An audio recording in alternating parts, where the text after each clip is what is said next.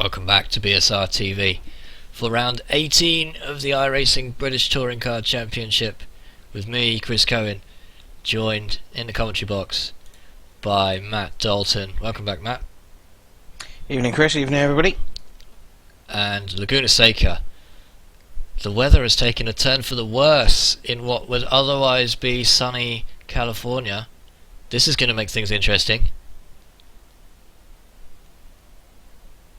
So the conditions out there... I certainly hope so.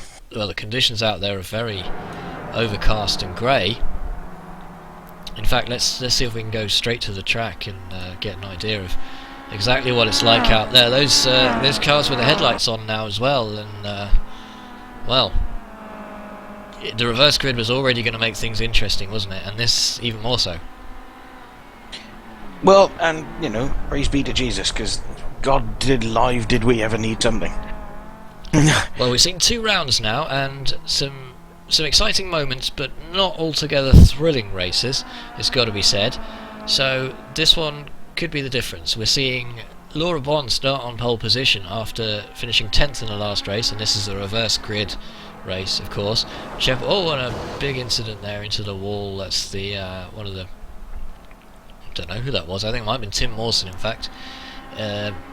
Just showing my commentary prowess there, not knowing who that was. But we're seeing Chepelevsky start from 10th on the grid, aren't we? And Katz is going to be starting ahead of him. Yeah, and it's you know, we've seen all night that this is a difficult place to overtake. It's a tricky track for trying to get past people on. So it'll be interesting to see if these guys can through and. A number of cars going off, perhaps not quite accustomed to the conditions. There's another 3.5 minutes or so to get used to the conditions, but that's not a lot of time, really, is it, to adjust? No, 5-minute warm-up. I think it's possibly a little bit harsh on Laura Bond, actually. She's driven really well all night. She's got herself on pole, and they go and throw this in with the weather just to... I'm not sure California's ever seen fog like this, has it? You might be right, Smog, I have no idea. Possibly, but certainly not where Laguna Seca is. The track temperature is going to be different, the amount of grip available to these drivers will be different, and it's highly likely to be a lower figure. It'll be interesting to see what happens to the lap times, because we were seeing 1 minute 28 from these drivers, even in the race, and the fastest time in this practice session is a 1 minute 30. So that's a full 2 seconds slower lap. Nick McHerron, in fact, has the fastest time in the practice, which is interesting. You would guess that this kind of condition is going to make it a little bit greasy for the tyres, and also probably quicker in a straight line. Well, now there's 3 points at the top of the championship, which is the difference between first place man Stelian Chepelevsky and second place man Andreas Katz. Katz has finished second in 2 races behind Chepelevsky, who has won them both. So, excluding bonus points for the moment, because we're not quite sure until afterwards how they're going to work out, that gives 6 more points to Chepelevsky. So he's effectively got a 9-point gap going into this final race. He should have this one sewn up to extend his lead, shouldn't he? Yeah, Stellian's he's been on top form all night, hasn't he? In 2 races, 2 wins, and he hasn't really looked threatened in either. I've got to say, I'm liking these Kias with the headlights. I'm fairly sure they'd be available in a showroom near you for a very reasonable price, probably with a 7-year warranty. I'm not sure if I get this exact specific model, or what the insurance would be like, but never mind. Probably depends on your age these days, especially the way that insurance seems to work in the UK. If you're under 25, you're doomed. Fortunately, being over the age of 30, it's pretty reasonable for me. Well, alas, it's been a while since I was under 25 myself, but enough about us, because iRacing does intend to introduce further cars of this spec, don't they? The what they call the NGTC spec, the New Generation Touring Car, which this car, I must stress, isn't exactly that spec, but is pretty close.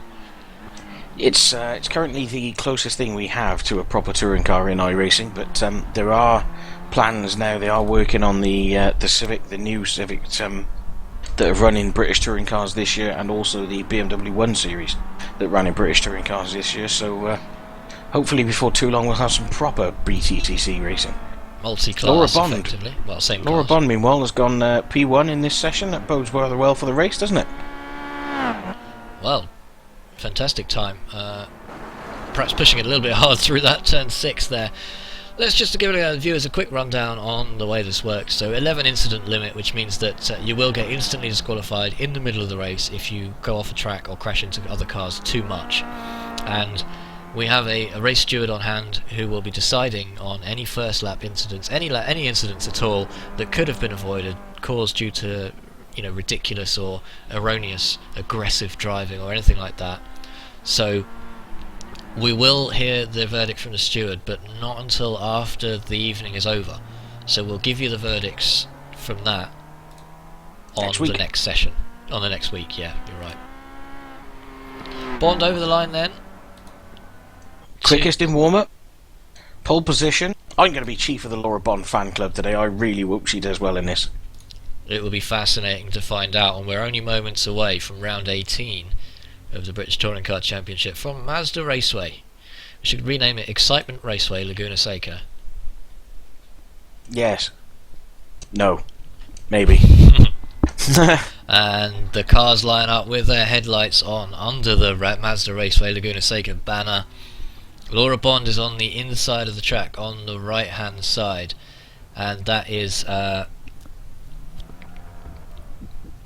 had a mental block on the outside. Andy Dalton. Thank you. Russell Laidler third. It's the orange CQR Fanta of Russell Laidler on the third position, just behind Laura Bond, as the lights go on for the final time here from Laguna Seca. Round 18 is now underway. Cars get away well. I can't see anyone bogging down there, and Laidler's going to have to watch out. He didn't get the best start, but Chepalevsky is already looking to make up a number of positions off the start. Unbelievable. Andy Dalton looking to be aggressive around the outside. Laura should just hold her line. Whoa, there's a massive accident. Oh, and there's all kinds of stuff going on behind. What's happened there? Well, we'll have to come back to that. Dalton's got it. One car's on its side. What's happened there? Laura being a little too polite there, I think. I have no idea what's happening back. Russell Laidler's gone. Laidler's out on turn God 1. bless reverse grids and fog. Well, turn 2 really, but Chepalevsky is now up to the 9th position. Meanwhile, the timing's gone all wrong, as usual. Simon Field already in P3. Dalton's got it from Laura Bond from Simon Field. Ellis Stevens in... was that 5th? 4th? Well, the timing really has gone. I must apologise. On the screen it says 4th position. Dalton is winning at the moment. He is in P1. Let's just see if we can get those times to show up correctly. Well, it's still not. I think the first lap crash has confused it somewhat. And what's happened just behind? Laura Bond sideways. There's another crash where none of these cars can see what's going on here. That's Nick McCarron. She's collided with Nick McCarron. Oh, and it's a disaster for Laura terrible. Bond. That's going to put her out of this race. Let's see if we can go back and just have a quick look at what might have happened there. Just coming up the hill to the corkscrew for the first time. Dalton is... she's just lost it on her own, I think.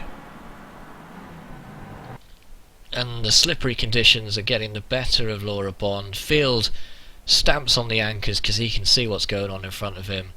Chepalevsky's picked up some damage, I think, there as well. Well, Field and Wild basically have to come to a stop. Wild's into the back of Field and Laura Bond, spins around even more. She is just a sitting duck now, just waiting for the red mirrored car. There is Ellis Stevens who collides with her, and Katz manages to get away, and that's Chepalevsky. Well, McCarron's gone into the back of Chepalevsky and forced him into Laura Bond again, and has done more damage to McCarron's car. The rest of them seem to have been able to go around the outside okay. We'll come back to that the second corner incident in a while as well, but Chepalevsky is in the pits. Chepalevsky is in the pits, so that's big news. Wow, that's huge. And it's almost like everyone saved all of their crashing for the last race, didn't they? They certainly seem to have had it all bottled up for 2 races, so they've gone mad for the last one. Andy Dalton's setting off like a scalded cat. He's having none of it, isn't he?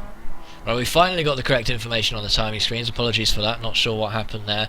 Simon Field is in second place, under threat from Richard Wilde. Richard Wilde has already kissed the back bumper of that car thanks to the collision with Laura Bond. Cal surprise. Ellis Stevens is in 4th place with a little bit of damage on the corner of that car from his collision with Laura Bond, and well, she must have picked up about 500 incidents from that crash. It's going to sting, isn't it? Katz is in 5th position, so the championship is now wide open because Chepelewski is not going to score points very easily in this race. Stevens pitting as well. He must have. He's either picked up a penalty or he's got some damage and decided to get it sorted out. Let's just keep an eye on this now. Ellis Stevens, see what happens to him in the pits. That promotes Andreas Katz another place. So it's a repair or a stop go. Richard Wall's just getting past Rob Burton, who's making a nuisance of himself. So the back marker. Oh, is that Andy Dalton's out? Andy Dalton's facing backwards. What's happened to Dalton? He was the race leader by a wide margin. Well, he's just been clipped by Dan Hunt. He's been taken out. Dan Hunt, who is a back marker in this race and was disqualified. What is he doing? Let's take another look at that. Let's go back a little bit further on the footage because it's worth taking. And Dan Hunt's just coming out of the pits there, and well, he should yield really, shouldn't he? He's trying to go around the outside. He's a lap down with the leader next to him, and he decides. I mean, I know you don't have to move out of the way, but to go side by side for the best part of 3 corners, what is the point? What are you going to achieve by that? Well, that's controversial, isn't it? I think the stewards might have having a look at that, and Hunt's already under investigation from the previous race as well. So he's taken out the race leader. Andy Dalton is now, well, according to our information, he's in 4th, but he's having to come into the pits to get that damage repaired. That gives the race lead now to Simon Field from Richard Wilde, and they're coming up to Dan Hunt now. And I'd be feeling a bit guilty if I was Dan Hunt. I'd pull it over and let those guys through, but I don't know what to make of that. Meanwhile, well, Tom Stanley is up to 5th position from what? Where did he start? About 16th. He was confident, wasn't he? He was confident for good reason. He was certainly confident, yeah. You would appear that he's had a reason for it. He's helped that everybody else in front of him has forgotten how to drive, and well, the conditions. Dan looking like he's gonna, he's getting out of the way there. Too little, too late, my friend. But there we go. We should say, I mean, iRacing is, the rule is that the blue flag, you're not obliged to move out of the way. There's no forced blue flag system in the way there is in some real life series. I think you're pretty much obliged not to take out the race leader, though. Indeed. So the former race leader Andy Dalton is now stuck behind Stephen McGarity, who'll be looking for a way round as quickly as possible. That pushes Dalton down to 11th position, and another car off there. Who's that? Well, let's go back and have a quick look. One of the Airwaves cars. It's one of the Dynojet. Have we just seen McGarity go off? So sorry to cut back to that, but we moved away from the action just at the wrong moment. So Dalton's up to 10th. McGarity off, gets jumped by Stevens, and Chepelewski is a long way back in 13th place. Out at the front, then Richard Wilde is still putting Simon Field under pressure. Oh, we know Richard's not going to back off at all, is he? He's a bit like a rabid dog when you've got an opportunity for a victory, is Richard. So he's going to want to go for that. He actually cleaned up in the earlier rounds at, I think it was, I've forgotten the name of the track. It's one that I don't like, which is probably why. Well, he has been fast all season, Richard Wilde. Simon Field, though, has been no pushover throughout this season, and those two are championship rivals. Richard Wilde already gaining points on him so far in this meeting, but Field will want to come out ahead of this one, won't he? If he can. Yeah, Simon's overdue a race win, I would think, from his perspective. He's struggled the last couple of weeks. It's good to see him back at the front. I've been saying that all night, and you'll be much happier, man. Lime Rock Park was the track where Richard managed to pick up a couple of victories earlier this year, and knew it'd come to me eventually. It is quite late at night over here. You have to excuse my brain for shutting down. Well, you have to say it's going to be dull from here on in, unfortunately, because all of the cars on the track are pretty much spread out. No car is closer to another car than 2 seconds, other than the race leader and Richard Wilde. So, see, you just said that as Stephen Hefford's had an incident with somebody at the corkscrew. Oh, and that's Scott Malcolm's off at the corkscrew. What's happened to Scott Malcolm? Let's try and get a replay of that. That's Stephen Hefford. Oh, Hefford's well out of shape coming in there, and well, Malcolm's actually lost it on his own, and then Hefford's got nowhere to go. Ouch. Hefford's got nowhere. And in fact, they're not on the same lap. Hefford was already a lap down. Malcolm was in 11th position on the track, so a really good position for Malcolm, but he's kind of stuffed it up on his own there and cost Hefford quite dearly as well. Hefford probably won't mind because he's outside the points anyway. Malcolm crawling back to the pits there, dropping places. This is moving Laura Bond back up after her repair. The post-race will be more interesting than the racing has been. Well, I think we should just get everybody into the studio from the entire grid. I'm not sure you could broadcast it. I'm not sure you could broadcast it. If I'm any judge of Andy Dalton, bless him, he's fiery at best, and having been punted off from P1, I suspect the words that will be coming out of his mouth somewhat later on will involve an awful lot of expletive deleted. Well, we need an air horn, I think, is the main yes. point. So, Tom Stanley, from 0 to almost hero, is in 5th position here. Fantastic recovery drive in his first meet for the British Touring Car Championship. He is 6 seconds behind Adam Terry, who's just up in front of him. Russell Laidler and Alexander Smolensky look like this might be the only piece of action we're going to get this evening, because they're catching him. Not quickly, but they're catching him. And I can be honest with you, I'm a married man, so it's certainly going to be the only piece of action I'll get this evening. It's recovering Ellis Stevens. We've definitely got to have a word with the organisers, haven't we? We've got to ban Laguna Seca for next year. If the fog can't solve it, it's truly doomed. Well, there was a huge crash on lap 1. If you're just joining us, we saw 2 very clean race starts so far, and then the third race, all hell broke loose. So we'll go back and have a look at that at the end of the race, because I'll be keen to see what might have kicked all that off. Ellis Stevens is recovering after 2 really poor races, really, and 10th position. He won't be too disappointed with that, given the rest of the evening. Andy Dalton's had his repair, and he's now in the 9th position. Yep, Smolensky's right behind Russell Laidler. So Rusty might be under a little bit of threat here from Smolensky, who's got a bit of damage on the front of that car. Worth mentioning as well that unfortunately Laura Bond from pole position got jumped by Andy Dalton at the start and then lost it in the corkscrew on the first lap, causing a lot of damage to other people's cars as well. That was in addition to the carnage on the first, on the start straight really. It started before there was even a corner. Yeah, I'm not sure what was going on. There were cars all over the place and upside down. We'll have to have another look at that at the end. Laura just lost it on her own. Really bad luck. She's been driving really well all night. Driver of the day for me so far, probably Simon Field, I think, actually. Simon Field still holding on to it just from Richard Wilde in the lead. Smolensky from 7th place will be looking to take this 6th place. He's going for it down the inside here. He's not gonna make that one. So Laidler just aware of him though, and he's cost himself some time. He's in a bit of a hurry to get round, isn't he? Oh, and Laidler's made a mistake. So Smolensky's got the run going down into turn 5. On the wrong side, I think possibly Russell Laidler could just run him off here. Oh, and Smolensky's just collided with him. Well, that's a little bit of contact. Could have been worse, couldn't it? It's touring cars, that's okay. Smolensky must have known he was there, surely. Yeah, that's just a little tap to let him know he was there, and like I said, it's touring cars, that's okay. A little bit of contact, it's a contact sport, it's okay.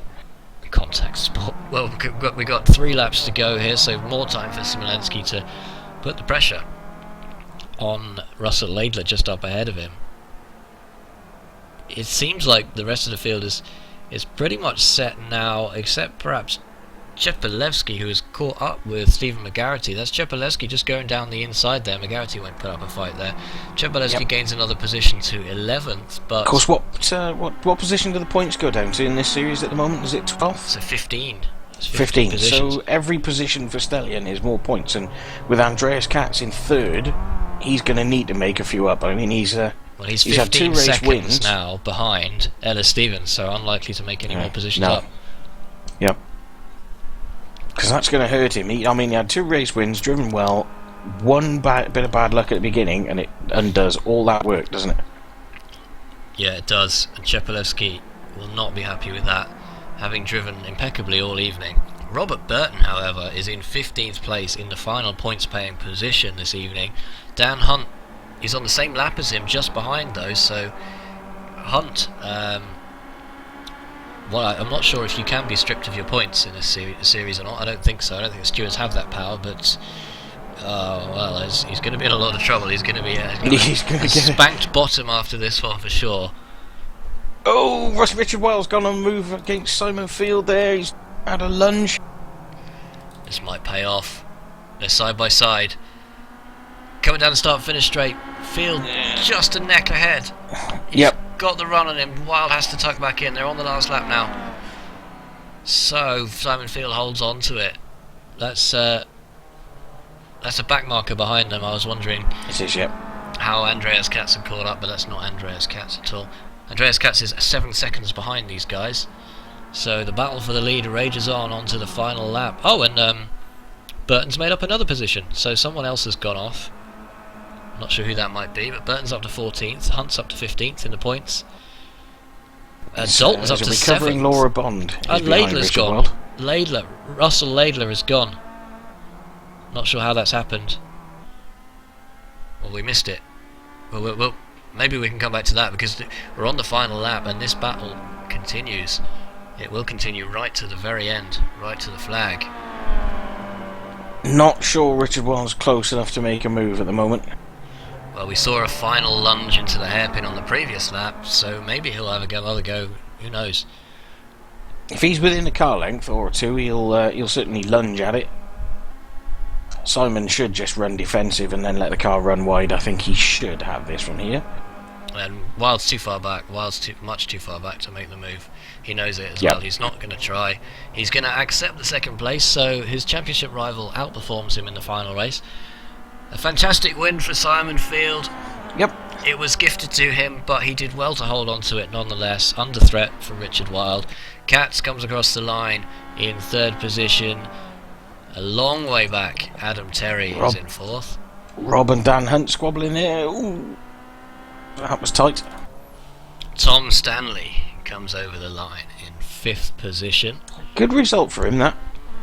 Fantastic He was result. cocky with good reason before the race, wasn't he? He's justified his cockiness, I would say. He has. Alexander Smolensky coming around the final corner now.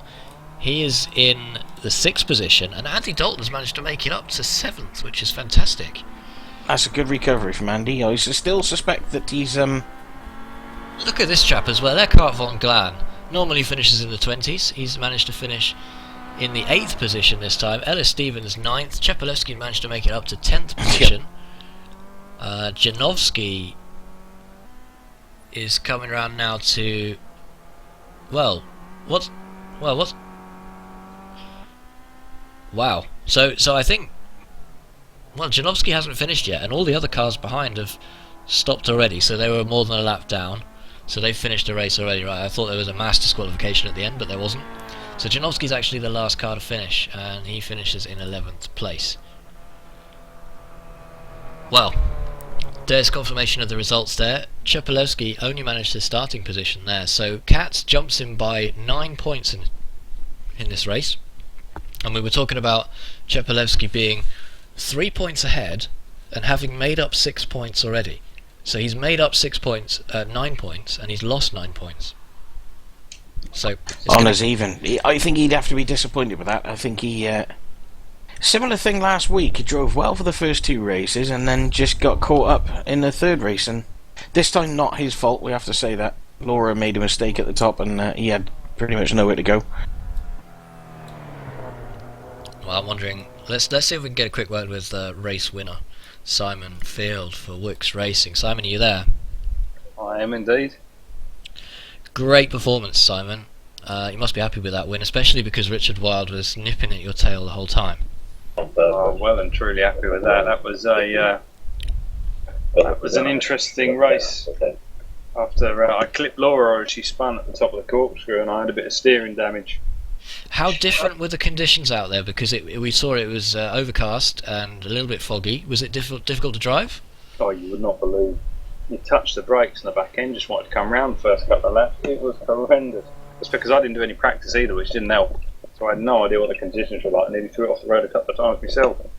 So we saw Bond obviously get swamped from the start and Yep. then lost it in the corkscrew. But did you see any of the carnage that occurred behind you on the grid? Flickers of it in the mirror, but I was, to be honest, I was too busy looking forward to look backward. Got to ask as well, Simon. Did you see the incident with Andy Dalton and Dan Hunt that eventually punted Andy off? Andy, not very amused as we would expect in the background there in game. But did you see any of that from where you were sat? I only saw the end of it, unfortunately. It was just round the bend, and all of a sudden I come across the carnage. I don't imagine he's too pleased, because it did look like Dan was racing him, unfortunately. But yeah, not great. Well, we're going to go back on BSR TV and have a look at the first lap again in more detail. But from here, I mean, Richard Wilde, your main championship rival, Simon, managed to finish ahead of you in 2 of the races, but you have trumped him in this one. So you're splitting the honours, aren't you? So it's going to be a continued heated battle between the 2 of you.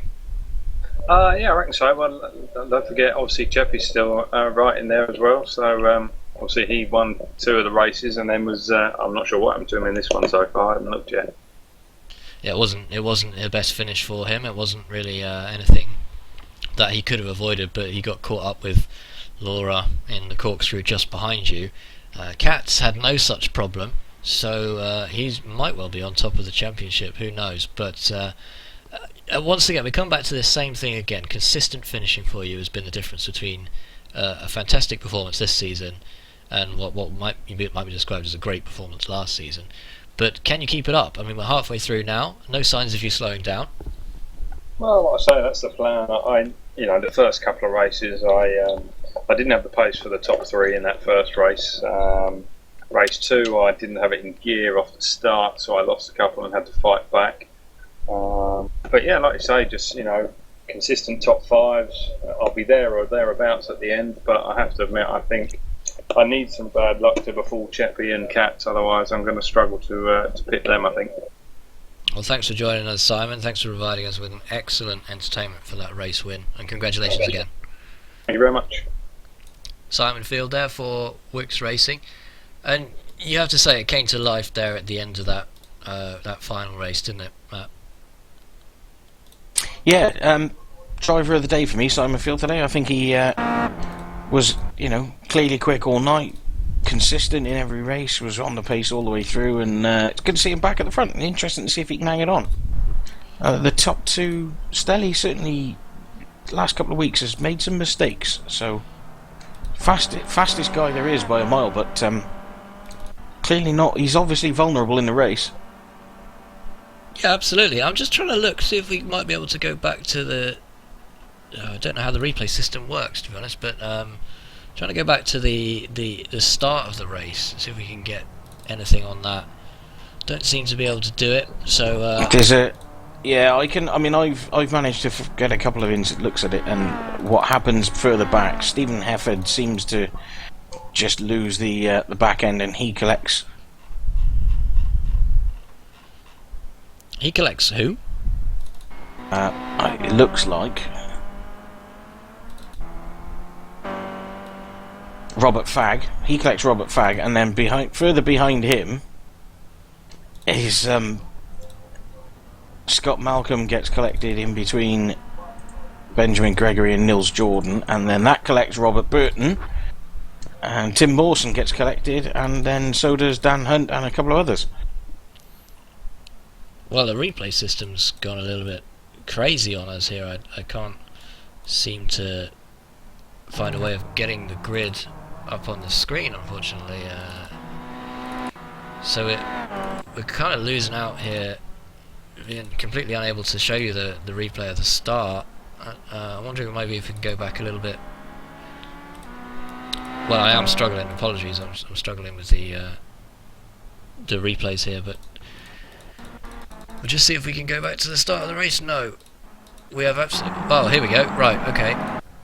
Apologies, we found it. So Stephen Hefford's the car to watch, because that's what starts it all, and then I think the guys behind him, it's everybody else trying to react to that. We're just seeing the cars now form up on the grid, and well, Stephen Hefford is the white and red Yuasa car, which is just...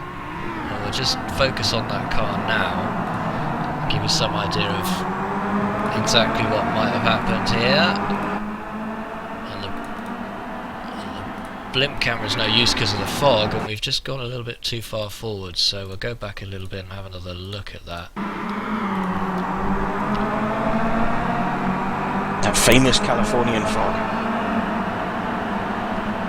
And he's just braked just as he's turning there, hasn't he? And he's collected one of the Speedworks cars on the inside. Oh, that's nasty. And they're both turning over. And the Speedworks car, is that Robert Fagg? Yeah, it is. It's Robert Fagg, yeah. And there's all kinds of carnage going on behind as well. And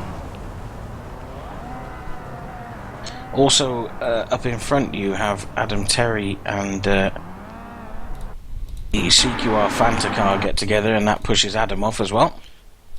Well, we're just so it looks like for 2 races they were nice and well behaved at the start, and they were all being very good. And then they got into the last race, and they all decided to park their brains in the garage. Well, there doesn't seem to be any contact with Adam Terry at all. No, Adam Terry's just lost it on his own, and there's another Speedworks car that's just gone off behind as well. Is that Smolensky? Has gone off under braking as well. Let's go back and have another look at that from Smolensky's point of view. Yeah. Maybe that was possibly with Adam Terry. That might have been a bit of a netcode issue. Oh no, I just think that they've got out of. I think they've got out of shape on the braking. Really, yeah. I mean, that's pretty much what. And there's another Yuasa car just coming in the back of that picture. And who might that have been in the other Yuasa car? Because that's not. Well, it's that one definitely wasn't Stephen Hefford, so I'm wondering if we can work out who that was as well in the other Yuasa car. Well, it's a horrendous first lap. Everyone got on the brakes a bit hard and messed that one up. We'll just have a look. I can't find the other Yuasa driver, to be honest. Can you? Nope, definitely not. Well, that's confusion reigning supreme. Well, yeah, there's just so much going on the start there, but we'll just see if we can go back a little bit, and we'll have a look at that from Robert Burton's point of view, because we know that unfortunately he's a bit involved there. Oh, and there's a snaking car. One of the Jack Goffs is snaking about, and it's just under braking. Everyone seems to be extremely loose. 3 wide there. The Pertex have collided in front, and you can just see Stephen Hefferd's incident there, and oh, well, there's just nowhere to go for any of these drivers. Dan Hunt gets taken out by Rob Burton, who was heavy on the brakes because of somebody else, and it's just all happened at the start there, hasn't it? Yeah, and yeah, I think, like I said, maybe just they'd been too contained for the first couple of races and decided they'd had enough by race 3. Well, onwards and upwards, though, isn't it? It was definitely the most entertaining, shall we say. Probably the most frustrating for the drivers as well. But yes. But that means that the championship's very exciting. We don't have the exact results, but we think that Katz and Chepolowski are about even on top of the championship. That rounds out round 16, 17 and 18 from Laguna Seca. It can only get more exciting from here, surely. Yes, it has to. It can't get much worse. I think it's if we had another race like this one, we would be looking at DRS and Pirelli tyres, I think. Well, the Skip Barber series here on BSR TV returns on Monday, and that's going to be Monday the 16th of December, and that's going to be from Road Atlanta, which is a very challenging, very high-speed circuit. And brilliant. Some of the top guys in that will be putting in some excellent times, I'm sure, and providing us with some really good racing, especially with the drafting effect there. And it's going to be brilliant, isn't it? Absolutely, it really will. And the next week, we'll see no more British Touring Car racing, so we're going to have to wait 2 weeks for rounds 19, 20 and 21. So that's going to be on Boxing Day, in fact. That's going to be on Thursday, the 26th of December. So from me and Matt in the commentary box, thanks very much for tuning in. Hopefully, we will see you after Christmas. Have a good, and everybody have a happy Christmas.